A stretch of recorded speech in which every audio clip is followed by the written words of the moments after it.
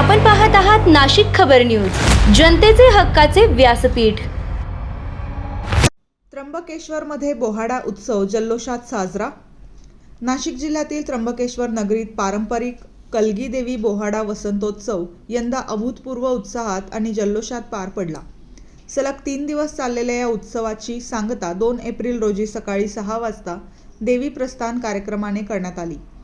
यंदाच्या बोहाडा उत्सवासाठी त्र्यंबकेश्वरमध्ये प्रचंड जनसागर उसळल्याचे चित्र पाहायला मिळाले।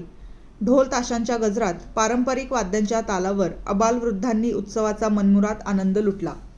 संपूर्ण त्र्यंबकनगरी कलगी देवीच्या जयघोषाने दुमदुमून गेली होती।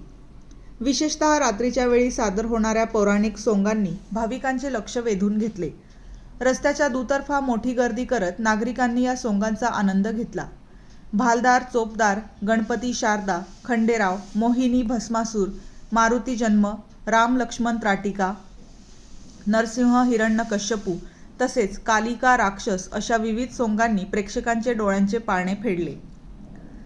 यंदा विशेष आकर्षण ठरले ते तात्या विंचू आणि गोरिला ही सोंगे। या सोंगांनी लहान मुलांपासून ते ज्येष्ठांपर्यंत सर्वांचीच मनं जिंकली। उत्सवाचे यशस्वी आयोजन करण्यासाठी संस्थापक अध्यक्ष कुणाल उगले आणि अध्यक्ष समीर पाटणकर यांच्या नेतृत्वाखाली उत्कृष्ट नियोजन करण्यात आले होते। त्यांच्या या नियोजनामुळेच हा ऐतिहासिक सोहळा दिमाखात पार पडला। दरम्यान उत्सवादरम्यान कोणतीही अनुचित घटना घडू नये यासाठी पोलीस निरीक्षक महेश कुलकर्णी यांच्या मार्गदर्शनाखाली चोख पोलीस बंदोबस्त ठेवण्यात आला होता। भक्ती, शक्ती आणि परंपरेचा संगम असलेला त्र्यंबकेश्वरचा बोहाडा उत्सव दरवर्षीप्रमाणे यंदाही मोठ्या उत्साहात आणि जल्लोषात साजरा झाला।